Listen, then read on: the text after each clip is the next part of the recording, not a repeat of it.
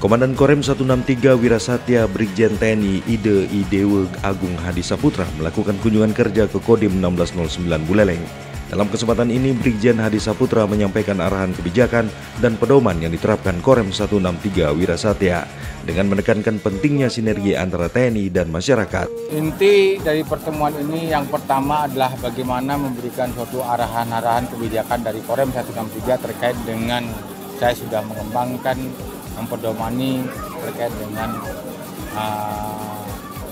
pembinaan teritorial di wilayah Korem 163, yaitu Korem 163 harus peduli rakyat. Artinya menjabarkan dari pimpinan bahwa kita harus menyatu dengan rakyat. Berpedoman kepada 8 wajib TNI yang ke-8, yaitu menjadi contoh dan mempelopori usaha-usaha untuk mengatasi kesulitan rakyat sekelilingnya. Brigjen Hadi Saputra juga menyampaikan langkah-langkah konkret yang telah diambil di beberapa wilayah seperti Tabanan, Jembrane, dan Singaraja untuk mendukung stabilitas pangan. Ia menjelaskan bahwa di Buleleng telah diadakan kegiatan ketahanan pangan seperti penanaman cabai di lahan tidur.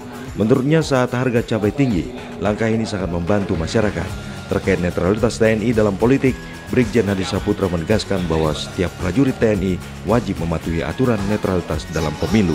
Netralitas TNI di prajurit kita di wilayah itu jelas tidak memihak salah satu paslon, baik paslon A maupun paslon B. Samping itu, Korem 163 Wirasatya juga mendukung pengembangan UMKM dengan mengajak petani dan nelayan bekerja sama. Yang menambahkan bahwa langkah tersebut telah berhasil meningkatkan pendapatan masyarakat. Menurutnya, masyarakat yang awalnya kurang memahami kini telah mengerti, dan mereka yang sebelumnya enggan berpartisipasi juga mulai ikut terlibat. Hal ini jelasnya merupakan bentuk nyata kepedulian terhadap lingkungan masyarakat. Kunjungan diakhiri dengan pemberian bingkisan kepada para veteran dan anak-anak prajurit yang berprestasi sebagai bentuk penghargaan dan dukungan.